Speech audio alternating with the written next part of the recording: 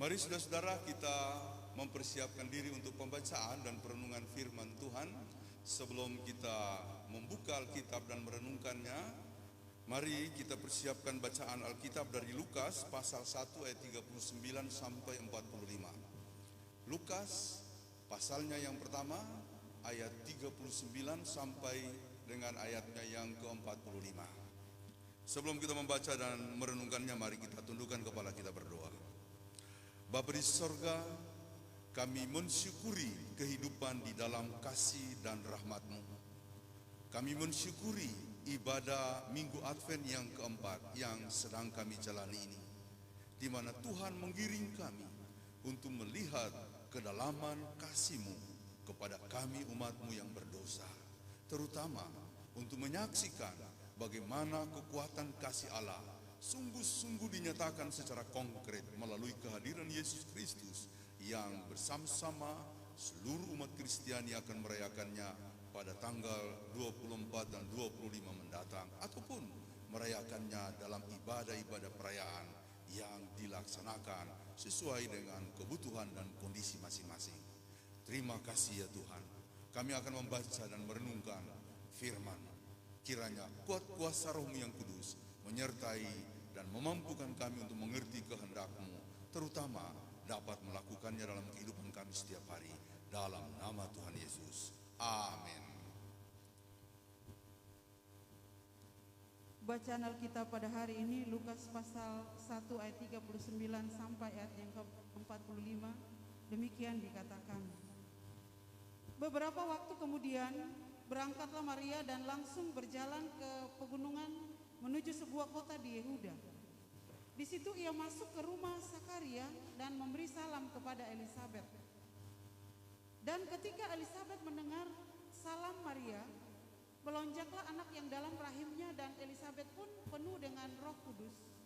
Lalu berseru dengan suara nyaring, "Diberkatilah engkau di antara semua perempuan dan diberkatilah buah rahimmu. Siapakah aku ini sampai ibu Tuhanku datang mengunjungi aku? Sebab sesungguhnya ketika salammu sampai kepada telingaku, anak yang di dalam rahimmu melonjak kegirangan. Dan berbahagialah ia yang telah percaya, sebab apa yang dikatakan kepadanya dari Tuhan akan terlaksana." Demikianlah bacaan Alkitab. Yang berbahagia ialah mereka yang mendengarkan firman Tuhan dan yang melakukannya dalam hidupnya. Maranatha. Maranatha, Maranatha, Maranatha.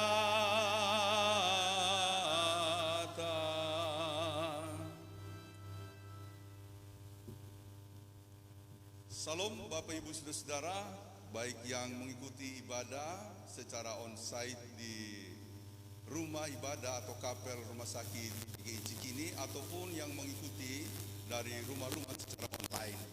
Tidak terasa kita sudah memasuki minggu yang ketiga dalam urutan hari-hari yang keempat. Dan pada minggu ini nanti kita akan segera memasuki hari raya Natal, malam Natal, dan juga kemudian hari Natal. Nah, saudara-saudara, tetap bertahan dalam suatu semangat, tetap bersyukur dalam segala keadaan. Walaupun saya dengar banyak yang sakit ini, anggota kita banyak yang sakit, majelis juga ada yang sakit. Saya menyampaikan supaya kita tetap mensyukuri segala nikmat Tuhan dalam segala keadaan kita. Nah, memang pandemi ini belum berakhir. Kalau saya membaca laporan akhir tahun dari harian Kompas, mulai dari hari Senin yang lalu sampai kemarin, mungkin laporannya akan berlanjut pada pekan depan. Maka itu laporan akhir tahun mengenai politik dan hukum, laporan akhir tahun mengenai ekonomi, mengenai humaniora, mengenai internasional, kehidupan internasional maupun regional, itu menyampaikan bagaimana COVID ini masih sangat menjadi tantangan kita. Jadi kalau saya bandingkan dengan tahun-tahun sebelumnya, taruhlah tahun 2019, biasanya kalau berbicara politik dan hukum langsung membahas politik. Bicara ekonomi langsung membahas ekonomi. paling tidak 70% materi laporan mereka terkait dengan bidang yang dibahas. Ini semua yang saya baca dari hari Senin sampai hari Sabtu kemarin, itu 40% bahkan 50% membahas COVID, politik hukum dan juga politik dan hukum membahas. Kemudian ekonomi membahas COVID, kehidupan internasional yang dibahas di sana COVID, bahkan juga kemarin humaniora dan saya lupa yang kemarin hari Sabtu membahas COVID. Sebagian besar membahas COVID, baru kemudian membahas apa yang terkait dengan bidang masing-masing. Jadi bayangkan, COVID masih merupakan tantangan bersama. Saya berharap kita tetap mematuhi protokol kesehatan 3M, pakai masker, mencuci tangan dan menjaga jarak. Meskipun saya di mimbar melepas masker, saya mohon maaf supaya suara bisa lebih jelas. Ya, saudara-saudara, kita memasuki minggu Advent yang ketiga. Sebelum saya merenungkan bagian yang dibacakan dalam kaitan dengan ibadah kita hari ini, saya membaca link Christianity Today. Di dalam link itu ada laporan mengenai Advent. Jadi Advent pertama, Advent kedua, dan Advent yang ketiga. Advent yang pertama itu membahas He will come again in glory. Jadi dia akan datang kembali dalam kemuliaan. Dalam bahasa kita atau dalam rumusan topik kita pada minggu Advent yang pertama adalah keselamatan adalah dari Tuhan. Suatu keselamatan yang kemudian menyatakan kemuliaan Allah. Dalam link itu juga pembahasan Advent yang kedua bertajuk mengenai God's presence and His promises. Jadi kehadiran Allah dan janji-janjinya. Kalau di dalam rumusan renungan kita Advent yang kedua, gembala yang sejati. Jadi kita memberi penekanan pada kehadiran Allah itu, sekaligus juga janji Allah itu, bagaimana dia menjadi gembala yang sejati. Lalu yang ketiga adalah Immanuel, God with us.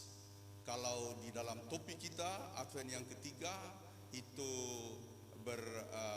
berbunyi sebagai berikut, yaitu jangan takut. Jadi Immanuel, God with us.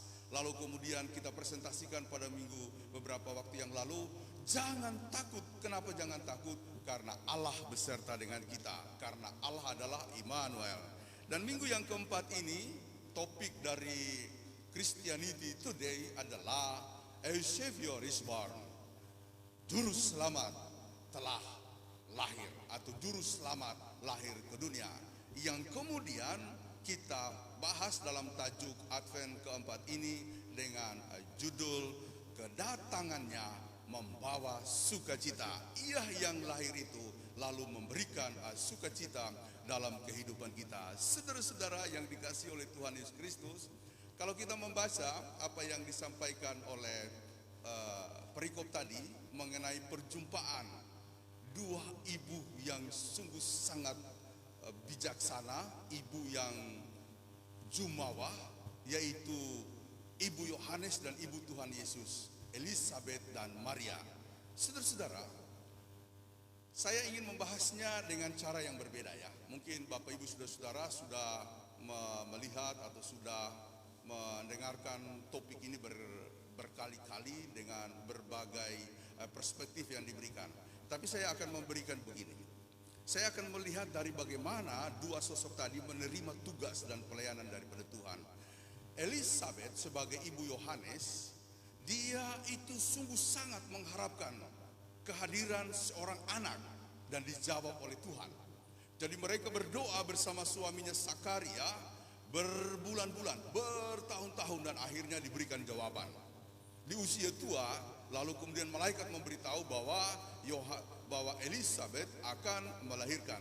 Sakaria sebagai seorang imam justru tidak yakin, karena itu dia tertawa. Sebagai sanksi dari malaikat, karena dia tidak percaya, dia kemudian dibuat menjadi bisu. Dia bisu, tidak bisa bicara sampai Yohanes lahir. Jadi sosok yang pertama sebagai keluarga dari Sakaria sungguh sangat merindukan kehadiran buah hati, dan Tuhan menjawab. Nah, yang kedua, Maria sebaliknya, dia tidak mengharapkan itu. Karena ketika kita membaca riwayat dari Maria, di sana dijelaskan bahwa malaikat datang, lalu kemudian memberitahu maksud Allah bahwa dari Maria akan kemudian lahir seorang anak yang akan disebut sebagai Immanuel. Lalu kemudian Maria karena sadar dia belum kawin, dia menolak. Nah, tetapi kemudian malaikat menjelaskan, menegaskan bahwa tugas itu dari Allah dan tidak ada yang mustahil bagi seorang perawan untuk melahirkan seorang anak laki-laki tanpa melalui perkawinan. Jadi yang pertama begitu merindukan, dan yang kedua dia menolak sebab itu dianggap sesuatu yang mustahil. Sebenarnya begini, penolakan itu bukan karena dia tidak pengen punya anak, bukan. Tapi karena dia sadar dia belum menikah. Nah, resiko di kalangan masyarakat Yahudi, kalau seorang perempuan hamil di luar nikah, itu akan menjadi masalah, akan menjadi problema besar. Nah, saudara-saudara, saya membaca Quran, dan di dalam Quran saya tertolong untuk memahami kondisi jiwa dari Maria. Kalau Quran menyebutnya Maryam, itu bukan perkara mudah untuk kemudian menerima kehamilan daripada dirinya yang masih perawan.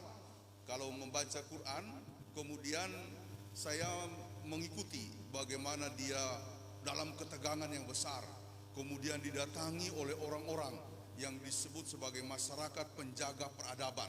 Dia melakukan sebuah kesalahan karena perbuatannya asusila.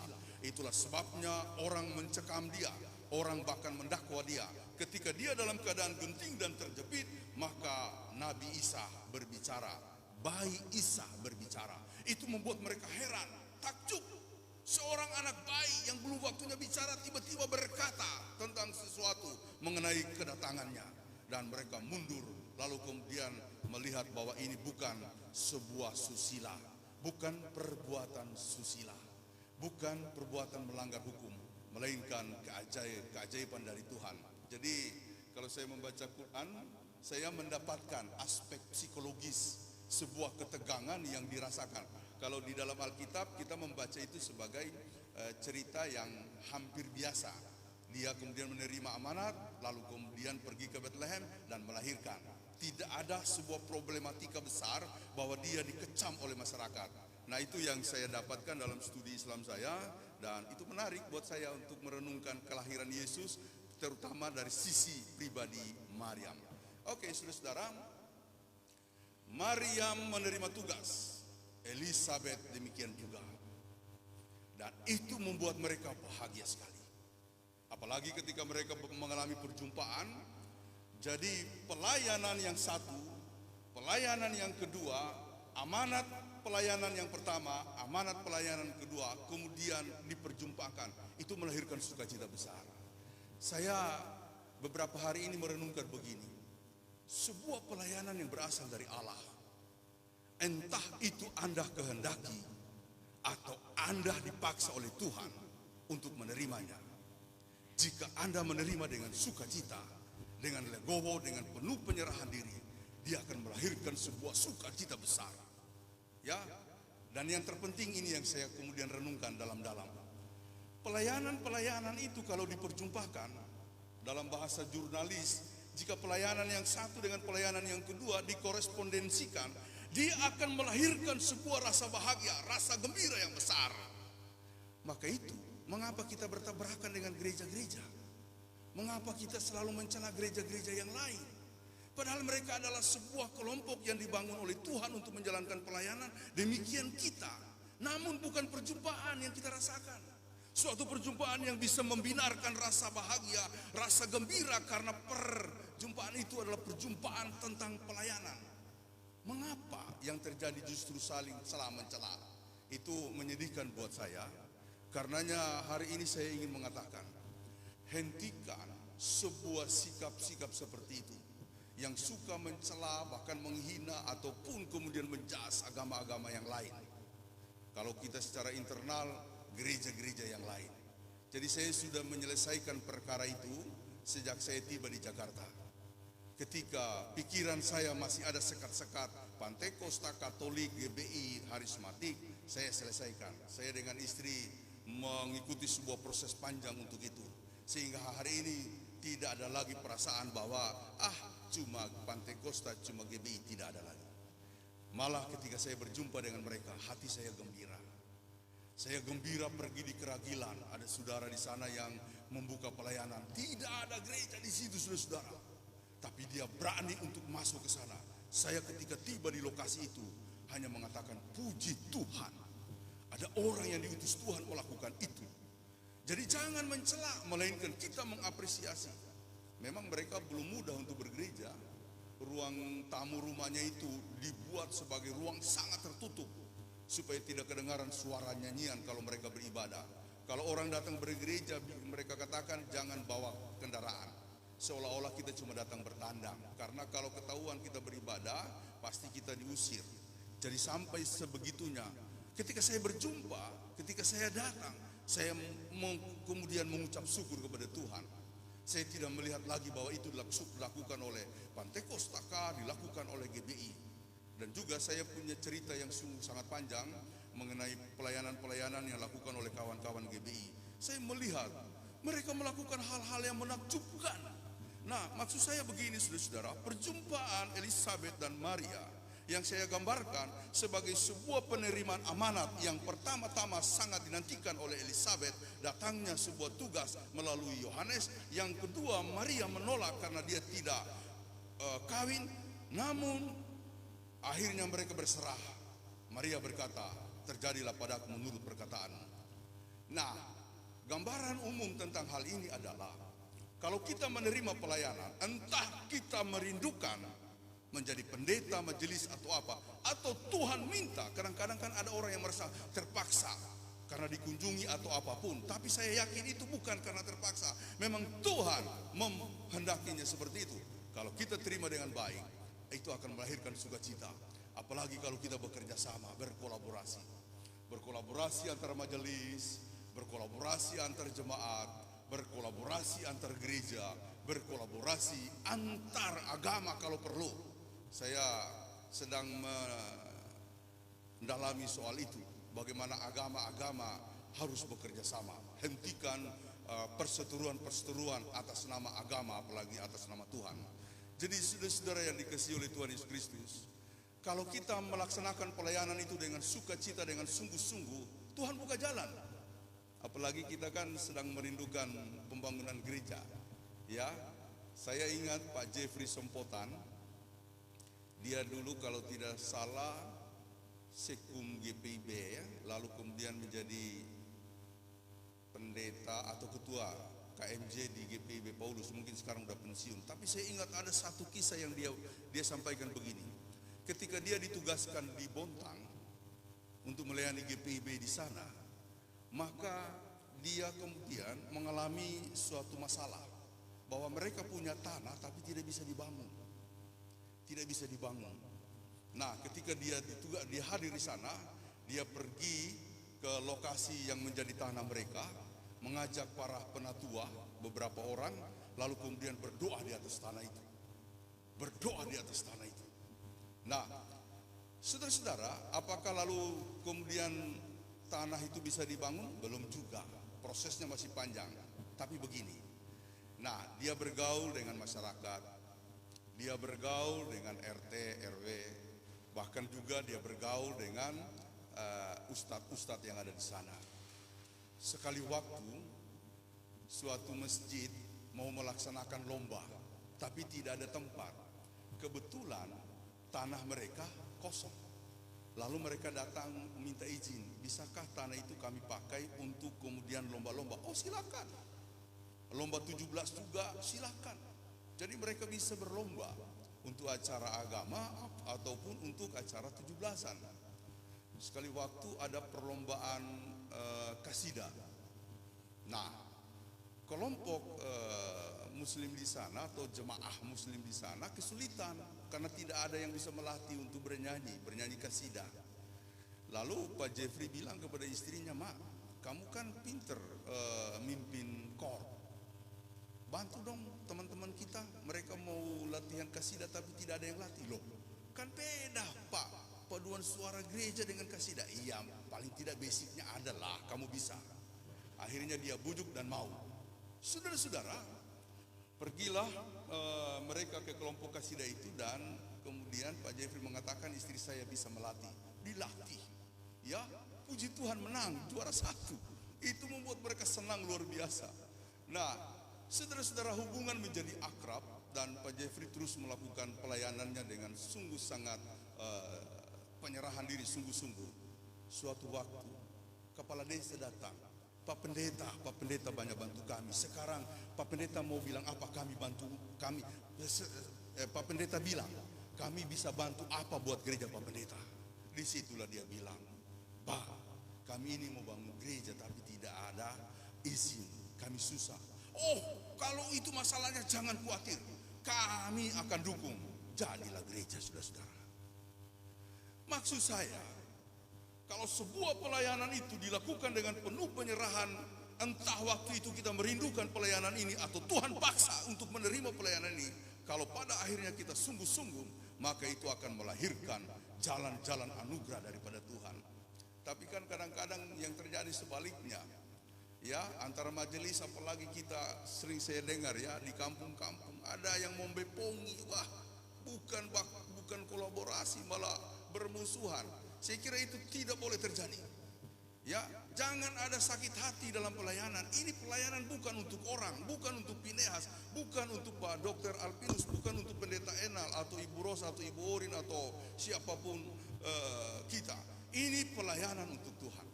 Jadi renungan saya mengenai topik ini, bahwa kedatangan Tuhan melahirkan sukacita, itu benar-benar adalah berita gembira buat kita. Yang pertama, terimalah tugas dari Tuhan untuk kita laksanakan. Laksanakan itu penuh penyerahan diri, dan kolaborasikan itu dengan setiap pihak. Jangan ada lagi sikap-sikap menjas, menghakimi. Karena bagi kita, pelayanan yang dilakukan dengan sungguh-sungguh dan penuh kerjasama akan menjadi jalan indah. Lagi pula, pelayanan ini tentang Kristus. Kristus yang datang untuk menyelamatkan kita.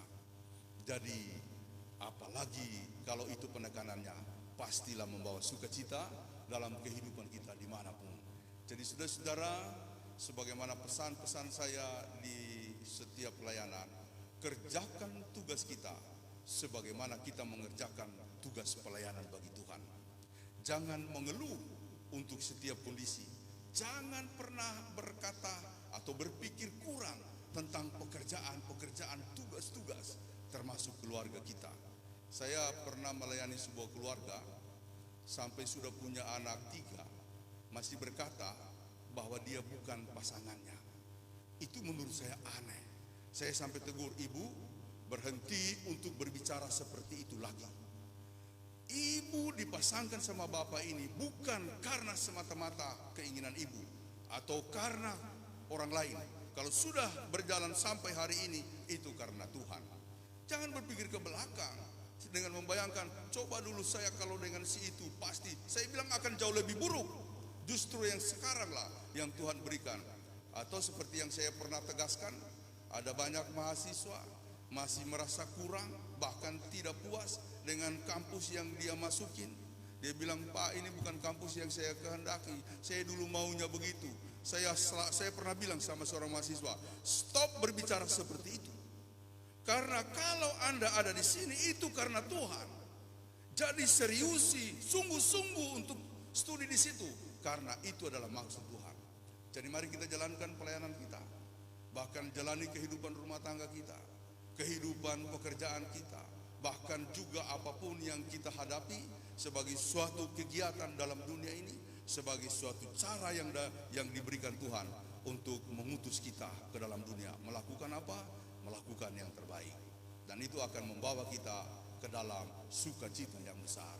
Selamat memasuki minggu Advent yang keempat, dan selamat menyongsong malam Natal dan hari Natal, bahkan juga nanti tahun baru 2021. Tuhan memberkati kita. Amin.